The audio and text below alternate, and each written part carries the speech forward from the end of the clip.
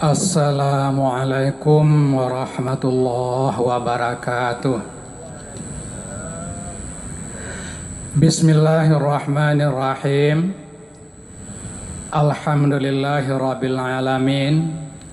Alladzi amarana bittaqwa wa nahana 'anitiba'il hawa.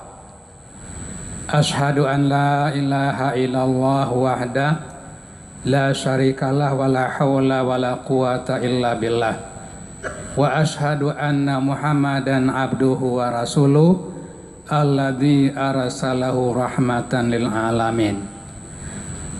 Allahumma fassalli wa sallim ala Muhammad wa ala alihi wa sahbihi ajma'in. Ayyuhal muslimun hadirun ittaqullaha haqqa tuqatih wa la tamutunna illa wa antum muslimun. Bapak-bapak dan ibu-ibu beserta seluruh jamaah salat zuhur Masjid Raya rahimakumullah. Puji dan syukur terlebih dahulu kita peruntukkan kehadiran Allah Subhanahu wa taala. Alhamdulillah, berkat limpahan rahmat dan karunia-Nya siang ini kita bisa melaksanakan salat zuhur berjamaah. Insyaallah mudah-mudahan amal-amal ibadah kita akan diterima dengan nilai yang baik di sisinya. Amin ya rabbal alamin. Kaum muslimin rahimakumullah, berdasarkan data astronomi sebagaimana yang diumumkan oleh BMKG ataupun dapat kita baca di edaran Majelis Tarjih dan Tajdid Muhammadiyah, bahwa pada hari ini Selasa tanggal 13 Rabiul Akhir 1444 Hijriah bersamaan dengan 8 November 2020 Masehi akan terjadi gerhana bulan yang akan melintasi seluruh wilayah Indonesia, mulai dari ujung utara Sumatera sampai ke Papua. Insya Allah akan mendapatkan lintasan gerhana ini. Menurut prediksi bahwa awal gerhana sekitar pukul 15:02 disebut dengan awal penumbra, cahaya bulan mulai agak kabur atau redup cahayanya, kemudian memasuki gerhana sebahagian.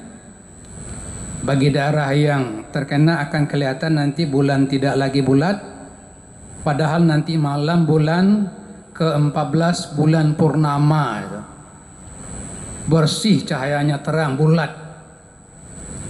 Tapi mulai nanti semakin berjalan gerhana semakin tertutup, dan akan terjadi gerhana total pada pukul 17:07 dengan puncaknya 17:59 dan berakhir gerhana total pukul 18:42, dan secara keseluruhan berakhir gerhana ini berakhirnya penumbra pada pukul 20:56.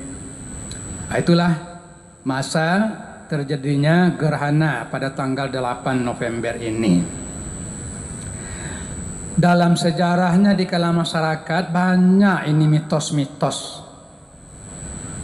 Kalau bahasa agama barangkali khurafat takhayul.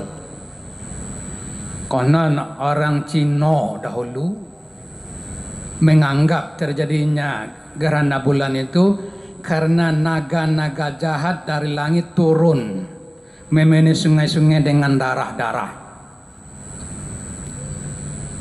Masyarakat Jepang meyakini gerhana bulan ini adalah penyebaran racun ke muka bumi dari alam langit.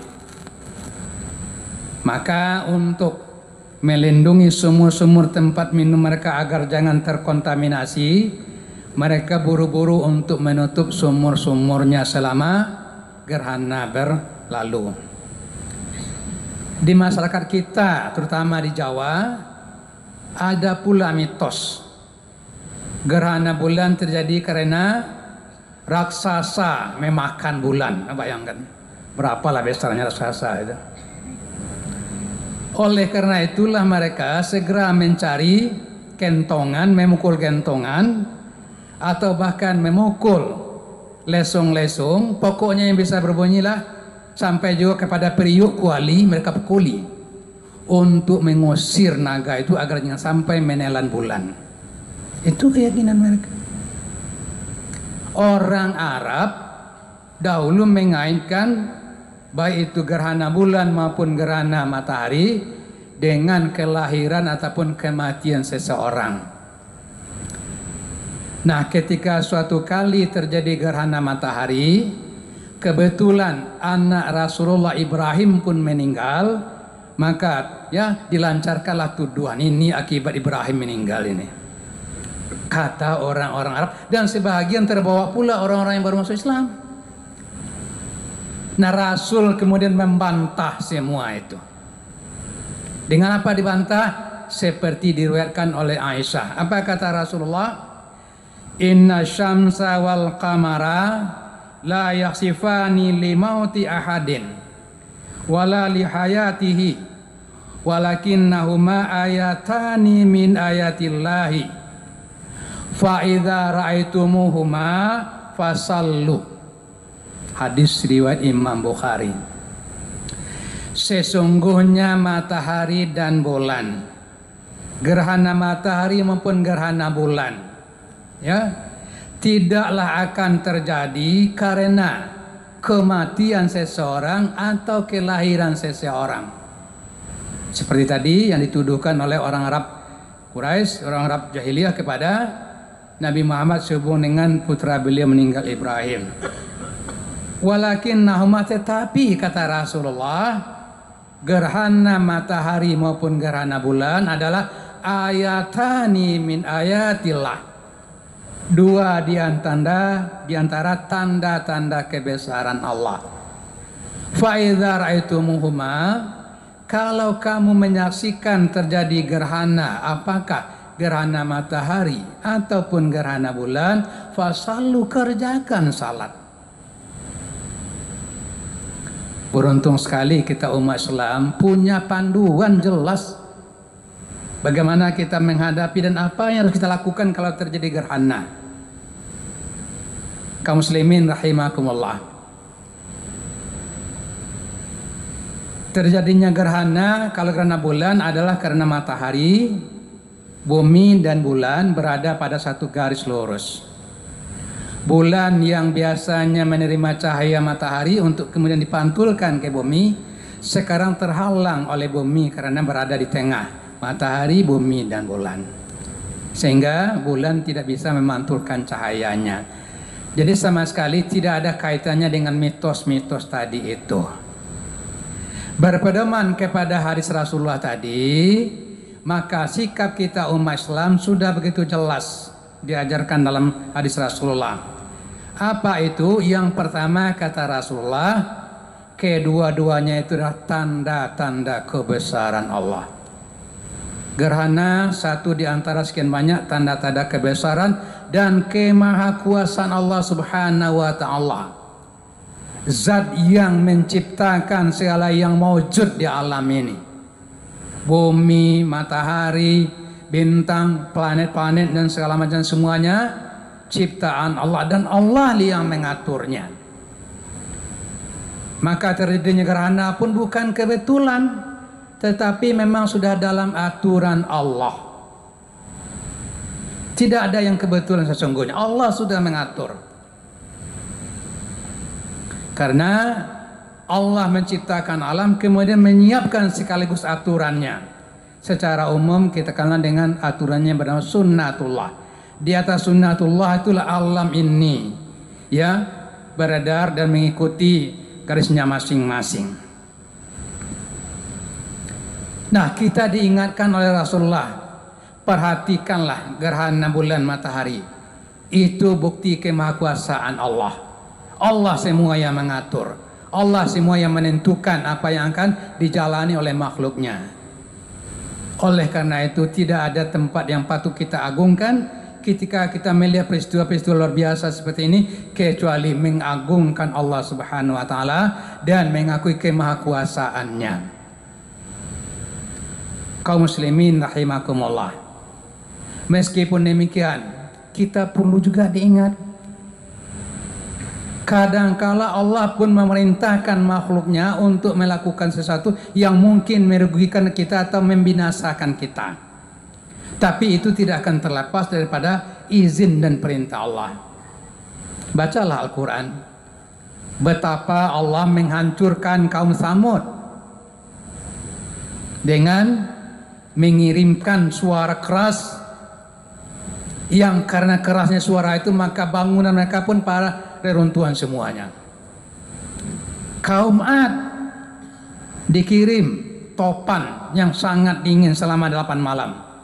Maka semuanya bergelimpangan. Itu pun atas kehendak dan izin Allah. Tapi terbaca isyaratnya karena manusia ketika itu kaum Samud sudah keterlaluan kafirnya kepada Allah. Mereka mengingkari akan terjadi hari kiamat. Nah, untuk sekarang juga hal ini harus kita ingat ini. Bukan sekedar mengakui, mengagungkan Allah dengan mengatur, tapi juga ingat boleh jadi kalau kita umat manusia sekarang keterlaluan juga ingkar kafirnya kepada Allah, tidak mustahil rihin sar-sar yang dikirim kepada kaum itu juga akan dikirim kepada kita. Manusia itu pada dasarnya tidak punya daya kecuali hanya menyerah pasrah kepada Allah. Tapi banyak di antara manusia itu yang terlalu sombong dalam kehidupan ini. Tidak mengindahkan hukum Allah, tidak mengindahkan norma Allah, bahkan membelakang kepada Allah. Ini yang kita khawatirkan. Kalaupun Allah nanti mengirim adalah karena ulah manusia juga. Satu yang harus diambil hikmah, kita disentakkan oleh adanya gerhana pada hari ini. Yang kedua, tuntunan yang diambil dari Rasulullah adalah kalau kamu melihat terjadinya gerhana, apakah gerhana bumi maupun gerhana bulan, segera lakukan salat. Salat ibadah utama dalam Islam. As-salatu imaduddin, tiang utama. Dan juga ibadah yang paling utama yang akan pertama-tama dihisab pada hari kiamat nanti. Kaum muslimin rahimakumullah. Salat gerhana berbeda dengan sunat yang lain. Salat gerhana itu dilaksanakan 2 rakaat, tetapi dalam 1 rakaat 2 kali rukuknya. Maka imam disunatkan salat ini berjamaah.